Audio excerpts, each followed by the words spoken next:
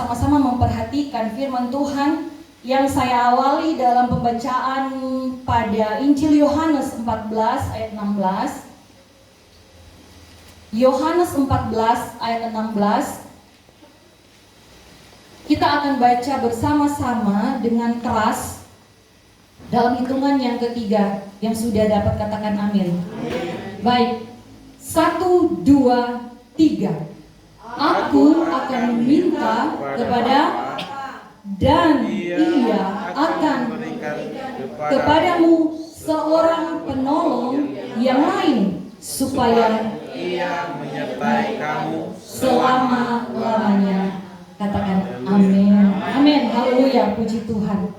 Bapak Ibu Saudaraku, kita pasti sudah tahu dengan istilah Tritunggal. Allah Bapa, Allah Anak, Allah Roh Kudus. Dan seperti yang kita sudah baca tadi, bahwa ada seorang penolong yang lain yang diberikan kepada saya dan saudara. Nah, banyak menjadi pertanyaan bagi orang-orang di sekitar, dan mungkin ada sebagian yang belum mengerti dan sudah mengerti tapi tidak bisa mungkin untuk menjelaskan kepada yang lain. Apa itu Allah Tritunggal? Yang katanya mereka bilang bahwa orang Kristen itu punya 3 Allah. Tetapi mari kemudian saya ingin membawa kita kepada sebuah ilustrasi. Kalau kita melihat matahari itu adalah bintang di pusat tata surya. Ada matahari yang kita lihat di atas atau di langit, yang kita bisa bilang di langit. Ada yang kita bisa rasakan, yaitu panasnya. Dan ada yang kita bisa lihat, yaitu cahayanya. Kira-kira mungkin seperti itulah kalau misalnya kita akan menggambarkan Allah Tritunggal itu. Allah Bapa ada di dalam kerajaan sorga di atas sana, tetapi dia kemudian mengutus sinarnya, yaitu Yesus Kristus, dan kita merasakan kuasa dari sinar itu, yaitu Roh Kudus. Amin. Nah, Bapak Ibu Saudara kekasih dalam Tuhan Yesus Kristus, sejak penciptaan langit dan bumi, kalau kita perhatikan Kejadian 1 ayat 2, di situ sudah ada Tritunggal. Bumi belum berbentuk dan kosong, gelap gulita menutupi samudra raya, dan Roh Allah melayang-layang di atas permukaan air. Di sini dikatakan melayang-layang, tetapi dalam bahasa aslinya itu artinya mengerami, seperti induk ayam mengerami telurnya. Jadi dilingkupi, ya. Bumi ini dilingkupi. Kemudian ayat 3a, berfirmanlah Allah. Jadi melahirkan firman, ada sesuatu yang keluar, yaitu yang kita kenal dengan firman Allah yang hidup, Yesus itu sendiri, anaknya yang tunggal. Bapak Ibu Saudara, di dalam Tuhan Yesus Kristus, jadi pada penciptaan awal itu Allah merancang, kemudian Kristus mengerjakan sebagai anak yang diutus, dan Roh Kudus mengaplikasikan atau merealisasikan firman dari Allah itu sendiri dalam kehidupan manusia. Setelah pada penciptaan baru, kita melihat bahwa Allah memilih saya dan saudara. Kristus menebus umat pilihannya, yaitu saya dan saudara, dan Roh Kudus menerapkan dalam hidup kita, orang percaya, segala firman Tuhan. Amen. Saudaraku yang kekasih dalam Tuhan Yesus Kristus, saya memberi judul khotbah kita pada pagi hari ini, seorang Parakletos. Haleluya. Jemaat di sini sudah senyum-senyum. Terlalu familiar buat jemaat di sini. Tetapi saya mau katakan sebelum saya menjabarkan firman Tuhan, saya tidak pernah menyiapkan khotbah itu melihat dari nama gereja. Tidak pernah. Saya katakan demikian dan benar, memang tidak pernah saya harus menyocok-nyocokkan dengan nama gereja. Saya sudah mempersiapkan terlebih dahulu, ada mungkin ada 1 atau 2 tema renungan, tetapi pada hari Jumat malam, hari Kamis malam, saya mendengarkan firman Tuhan tentang Roh Kudus. Saya belum dengan gereja di sini, gereja GPDI Parakletos. Saya tidak terfokus di situ, karena ketika undangan masuk, saya hanya tahu sudah Likupang. Nanti sebentar aja kita cari begitu. Baru saya kemudian mendengarkan firman Tuhan yang dijabarkan tentang Roh Kudus. Pentingnya pelajaran Roh Kudus. Saya bukan dari sekolah Alkitab, Bapak Ibu. Apa yang saya terima dari firman Tuhan yang sudah memberkati saya pada hari Kamis itu, akan saya bagikan juga di tempat ini. Dengan pertolongan Roh Kudus. Haleluya, puji Tuhan. Bapak Ibu, mari kita perhatikan kitab yang kita sudah baca tadi, Injil Yohanes. Yohanes sendiri sebagai yang mencatat ini memakai kata parakletos untuk menerjemahkannya di dalam bahasa Indonesia, diterjemahkan dengan kata penolong, yang berarti juga pendamping, pembela, penghibur.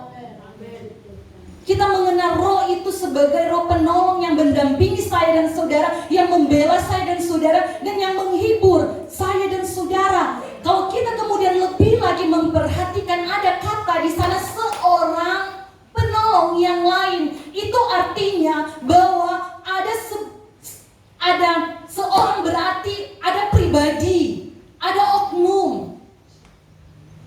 Oknum atau pribadi itu, Bapak Ibu, bukan sebuah alat, bukan suatu kuasa.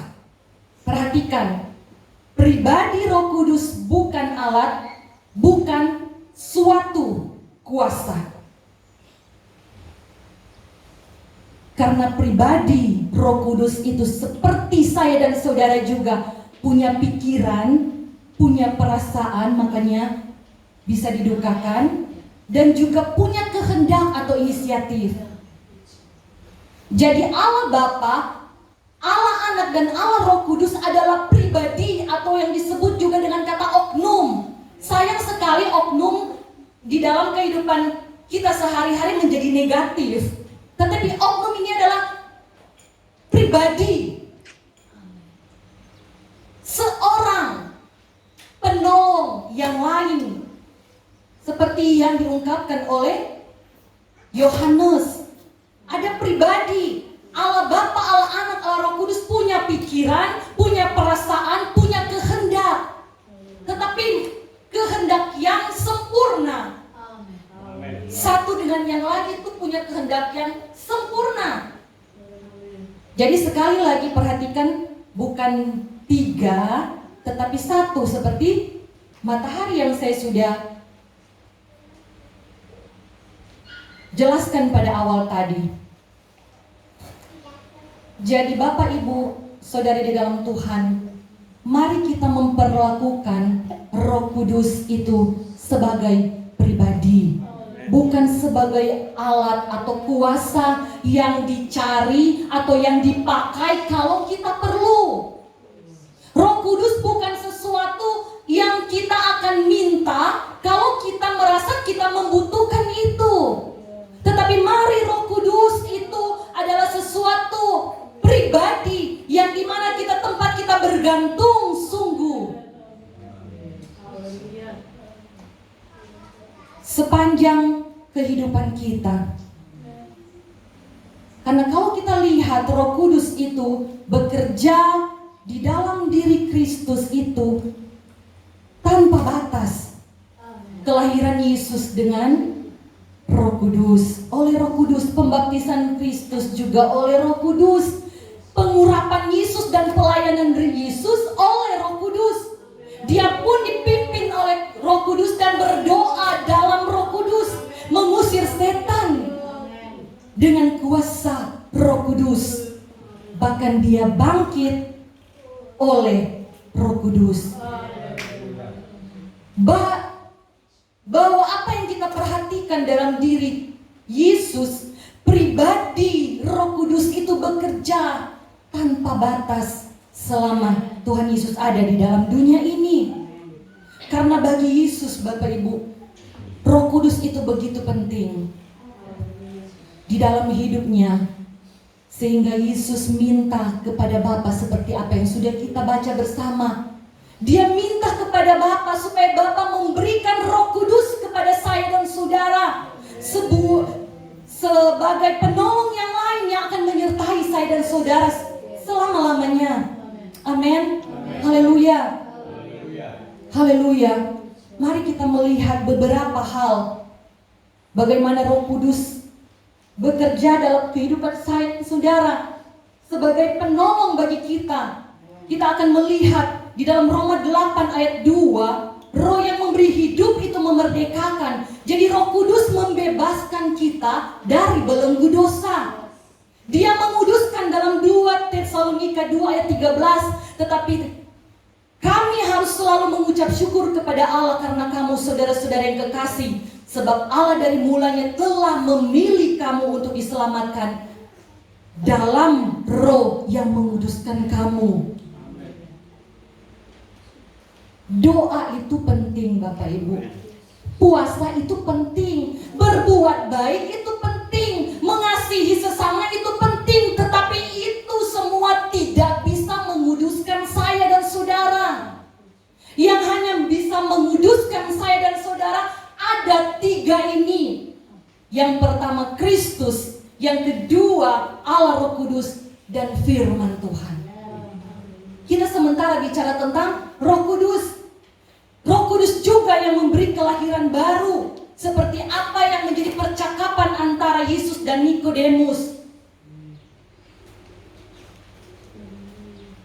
Dan menjadi sebuah keistimewaan ketika oleh Roh Kudus kita dimasukkan ke dalam tubuh Kristus.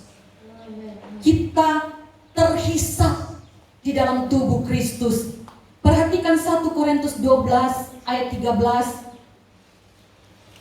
1 Korintus 12 ayat 13. Sebab dalam satu roh kita semua, baik orang Yahudi maupun orang Yunani, baik budak maupun orang merdeka, kita semua tidak melihat latar belakang dan status sosial kita, yang saat ini hadir di tempat ini telah dibaptis menjadi satu tubuh, dan kita semua diberi minum dari satu roh. Allah ada di dalam kita dan kita di dalam Allah. Amin. Haleluya. Puji Tuhan. Haleluya. Dan juga Bapak Ibu, Roh Kudus menghasilkan sifat-sifat seperti Kristus. Buah-buah roh dalam Galatia 5 ayat 22 sampai 23 itu peran Roh Kudus memampukan saya dan saudara bahkan bersaksi bahwa kita adalah anak Allah seperti yang tercatat dalam Roma 8 ayat 16. Roh itu bersaksi bersama-sama dengan roh kita bahwa kita adalah anak-anak Allah. Haleluya. Puji Tuhan. Roh Kudus juga yang menolong saya dan saudara melawan keinginan daging. Kita hidup di dalam roh, tetapi kita masih manusia, bisa terpancing dengan keadaan, bisa terpancing emosi kita, bisa melakukan hal yang dilemparkan iblis karena iblis menggoda, kita tergoda. Tetapi mari kita perhatikan Galatia 5 ayat 16, maksudku ialah hiduplah oleh roh, maka kamu tidak akan menuruti keinginan daging. Jadi kekudusan yang berproses, yang dikerjakan terus menerus, makanya kita perlu Roh Kudus itu terus menerus. Karena Bapak Ibu, ada ayat firman Tuhan katakan, kalau engkau merasa kuat, justru di situ engkau jatuh. Jangan terlalu kepedean.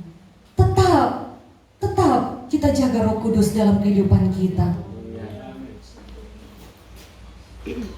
Roh Kudus juga Bapak Ibu yang menginsafkan, menyadarkan kita akan dosa. Yohanes 8 ayat 18. Kita yang dahulu ketika berdosa itu kita sepertinya menikmati dosa. Kita tenggelam dalam dosa. Tetapi ketika Roh Kudus bekerja dalam kehidupan saya dan saudara, Roh Kudus itu yang mengingatkan saya dan saudara. Bahkan pun Bapak Ibu, sebelum kita melakukan dosa, ada suara hati yang akan mengingatkan kita, itu Roh Kudus. Suatu ketika Bapak Ibu, saya begitu marah sekali dengan tetangga saya karena ada perlakuan yang tidak baik. Roh Kudus bilang, jangan. Saya bilang tidak, seterlalu mereka ini. Jangan. Saya mengikuti emosi saya. Saya datangi, saya tegur. Walaupun tidak dengan maki-maki, tapi dengan suara yang keras juga karena sudah emosi. Tetapi ketika itu saya melihat, Tuhan ampuni saya, jadi batu sandungan lagi. Karena orang akan melihat, itu anak Tuhan, itu orang Kristen. Begitukah cara orang Kristen? Roh Kudus menginsafkan saya dan saudara akan dosa. Sehingga Daud ketika dia berdosa, dia bilang sama Tuhan apa? Jangan ambil rohmu. Jangan ambil rohmu.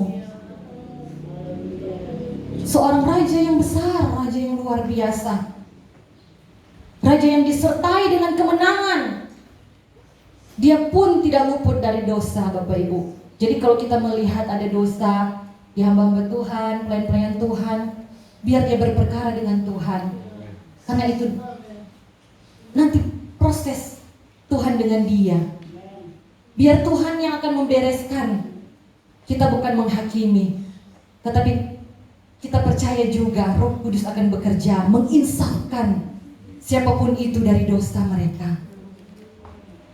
Haleluya, puji Tuhan.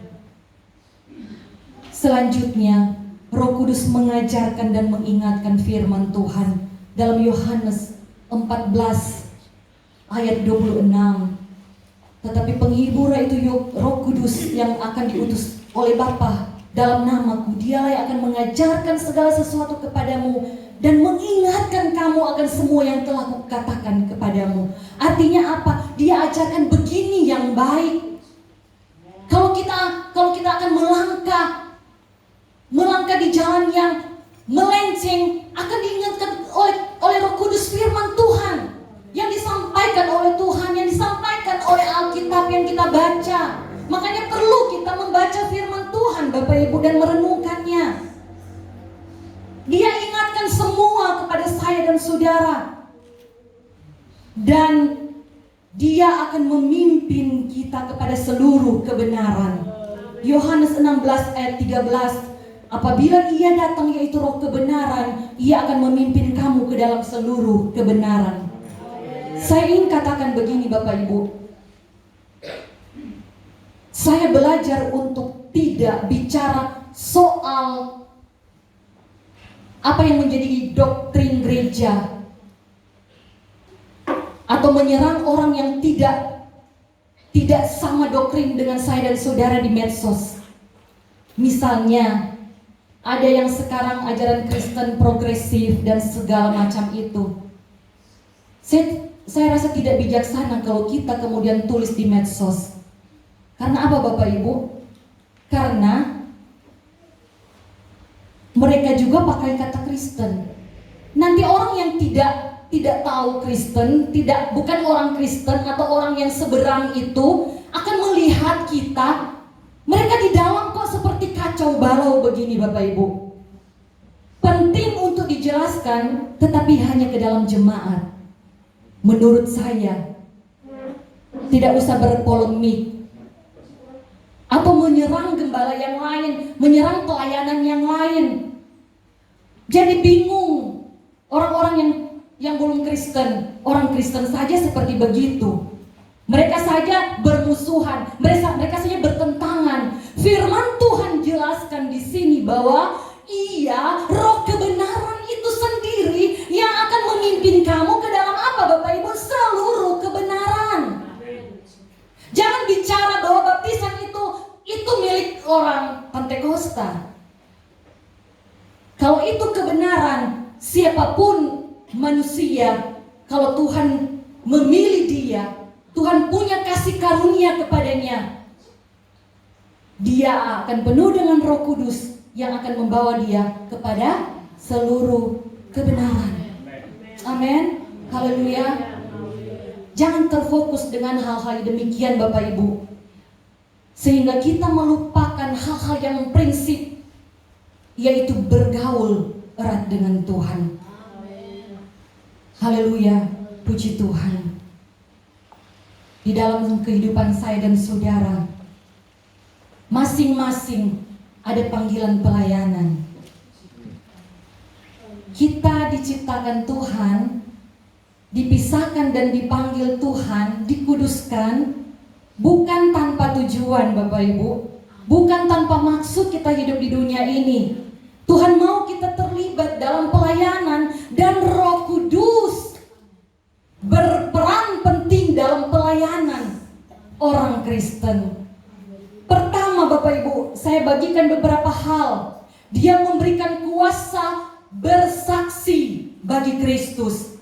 Di dalam Kisah Para Rasul 1 ayat 8, tetapi kamu akan menerima kuasa kalau Roh Kudus turun ke atas kamu, dan kamu akan menjadi saksiku di Yerusalem dan di seluruh Yudea dan di Samaria dan sampai ke Likupang dan seluruh dunia. Amin. Haleluya. Puji Tuhan.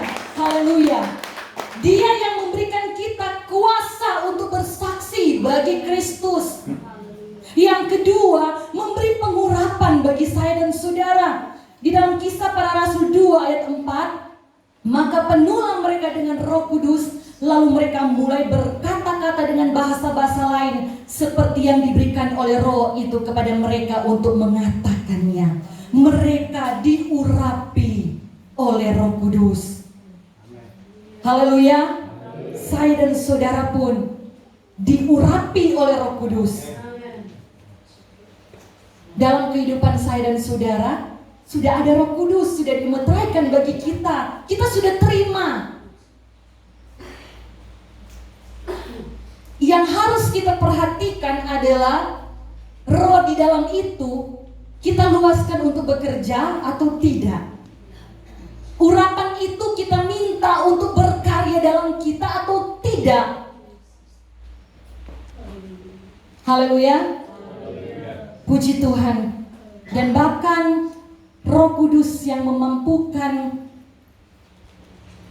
kita melakukan mujizat seperti kata Kisah 2 ayat 41. Jadi kalau kita melihat ada mereka yang dipakai untuk melakukan mujizat Bapak Ibu, bukan orangnya, tetapi Roh Kudus yang di dalamnya.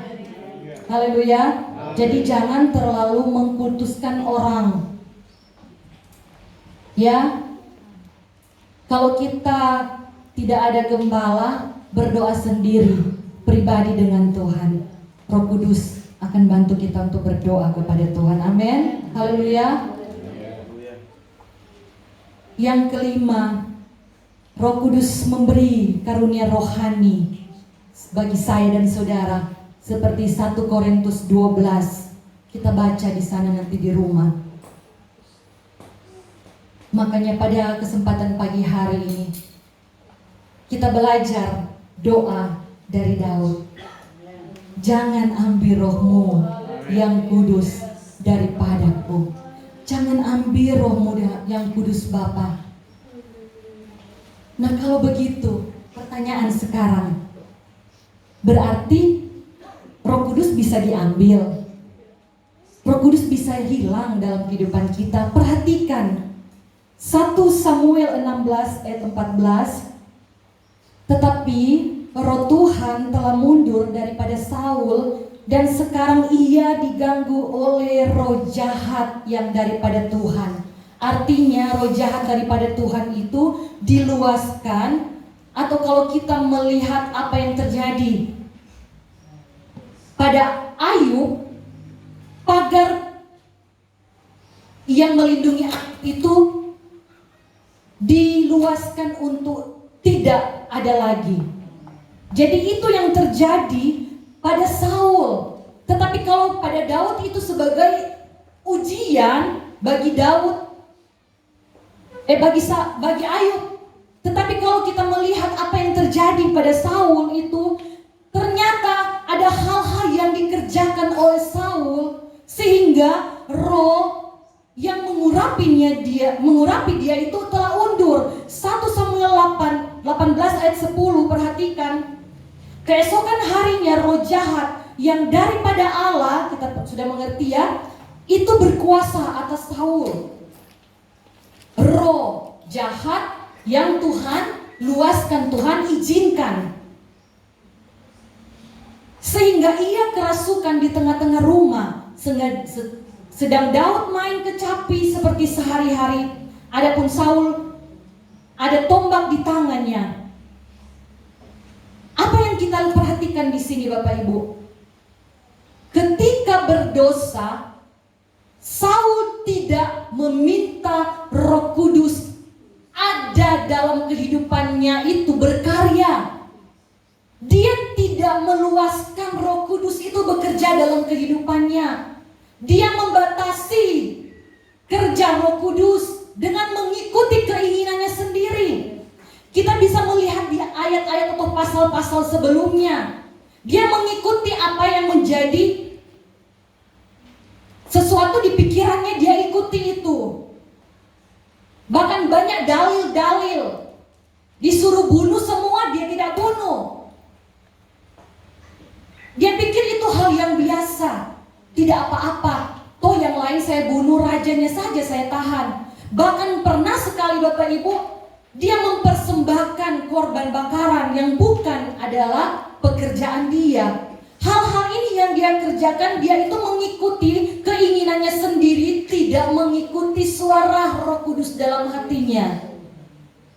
Jadi Roh Kudus ada, tetapi tidak memerintah. Ya, yang memerintah adalah keinginannya sendiri, kemauan hatinya.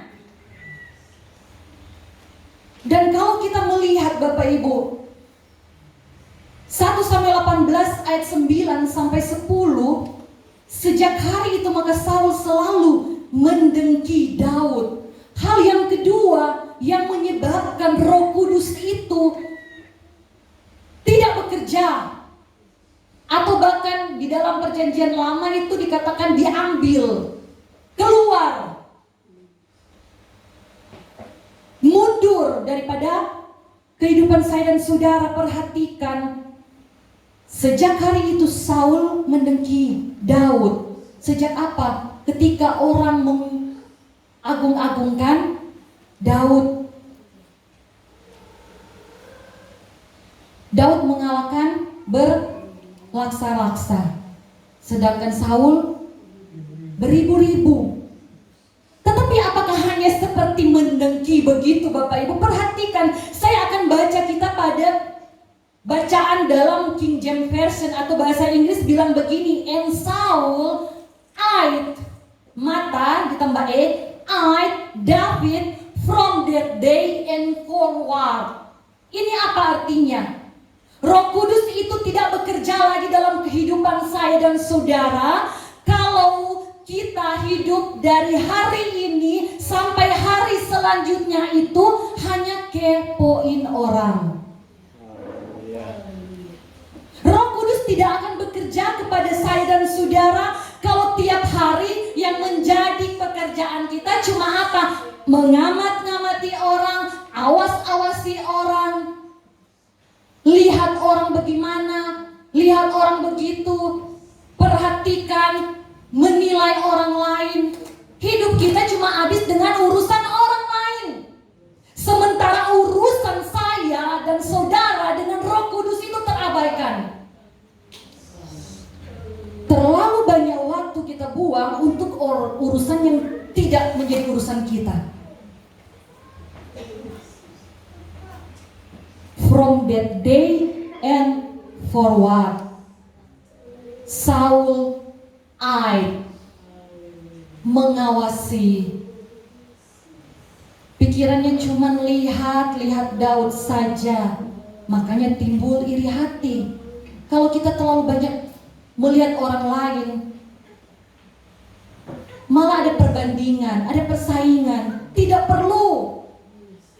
harusnya Saul kerjakan adalah mempertahankan hubungannya dengan Roh Kudus. Dia diurapi, bukan? Dia raja yang diurapi. Ada Roh Kudus dalam kehidupan Saul.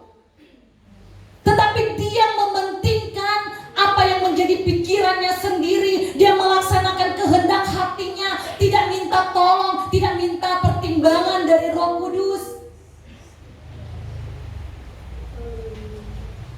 Dan dia sibuk dengan urusan orang lain. Kenapa dia tidak mengambil waktu yang banyak untuk berhubungan dengan Roh Kudus, berurusan dengan Roh Kudus, daripada berurusan dengan orang lain? Daripada melihat Daud, lebih baik dia melihat hubungannya dengan Tuhan, melihat bahwa saya ini diurapi. Apakah urapan itu masih ada dalam kehidupan saya? Atau sudah mundur dari kita?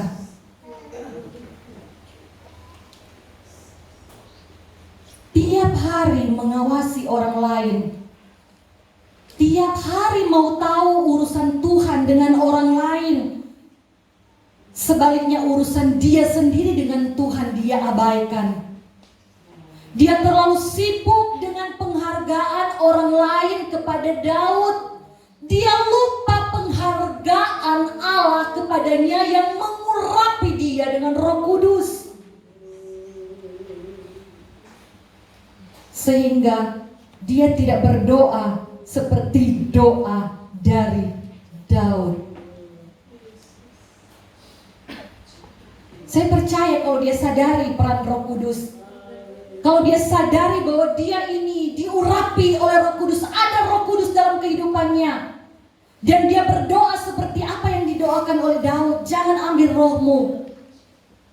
Tuhan Allah yang maha mengasihi saya dan saudara, yang sudah mengampuni Daud yang penuh dengan dosa, akan membereskan juga dosa saya dan saudara. Amin. Haleluya. Haleluya, puji Tuhan. Saul padamkan roh, sehingga roh itu mundur dari kehidupannya, karena dia hanya ikuti kepentingannya sendiri, hatinya sendiri, pikirannya sendiri, bukan pikirannya Roh Kudus. Kehendaknya sendiri, bukan kehendaknya Roh Kudus. Perasaannya sendiri, bukan perasaannya Roh Kudus. Dan dia terlalu kepo. 1 Tesalonika 5 ayat 19. Janganlah padamkan roh. Janganlah padamkan roh. Terjemahan yang lain Bapak Ibu, janganlah padamkan Roh Kudus. Janganlah padamkan api Roh Kudus yang bekerja dalam dirimu masing-masing. Jangan padamkan api Roh Kudus, tetapi tetaplah menyala-nyala api itu, membakar hatimu, supaya engkau melayani Tuhan dengan lebih semangat dan sungguh-sungguh lagi. Ketika api itu tetap menyala, api Roh Kudus itu membakar kehidupan saya dan saudara, kita akan semakin sensitif, kita akan semakin peka dengan suara Roh Kudus yang manis dan lembut.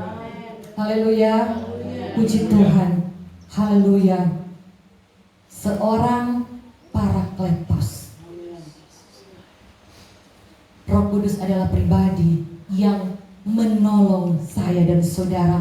Saya dan saudara tidak mampu. Saya secara pribadi tidak mampu, Bapak Ibu. Tidak mampu.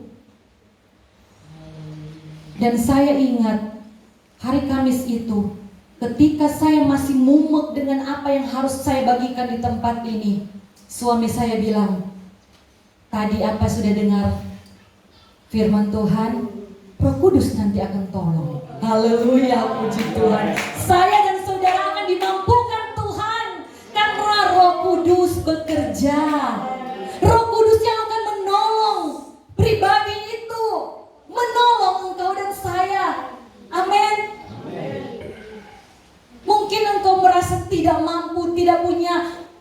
basic, tidak punya pengalaman. Tetapi kalau engkau dipanggil untuk pekerjaan Tuhan itu, Tuhan yang akan tolong karena Roh Kudus bekerja. Haleluya, puji Tuhan. Untuk itu Bapak Ibu, jangan kita mendukakan Roh Kudus, karena Roh Kudus itu punya perasaan. Efesus 4 ayat 30, jangan dukakan Roh Kudus Allah yang telah memeteraikan kamu menjelang hari penyelamatan. Kita sudah dimeteraikan sebagai anak-anak tebusan. Kita sudah dimeteraikan. Roh Kudus itu yang bersama-sama dengan roh kita bicara kepada Tuhan, berdoa kepada Tuhan, ya Bapa. Terlalu istimewa bagi orang Kristen karena Tuhannya dia sebut Bapa. Ada hubungan darah. Amin. Haleluya. Haleluya. Darah Kristus sudah ada menebus kita. Puji Tuhan. Jadi, kapan kita mendukakan Roh Kudus? Ketika kita berbuat dosa dan ketika kita tidak peduli atau kita mengabaikan Dia. Yesus saja Bapak Ibu begitu membutuhkan Roh Kudus dalam kehidupannya. Bagi Yesus Roh Kudus itu begitu penting dan istimewa. Haruskah saya dan saudara acuh tak acuh seperti Saul? Haruskah saya dan saudara tidak menyadari bahwa Roh Kudus ada di dalam kita dan menganggap Roh Kudus itu tidak penting? Nanti kalau kita butuh, kalau kita sudah tidak sanggup, baru kita panggil Dia.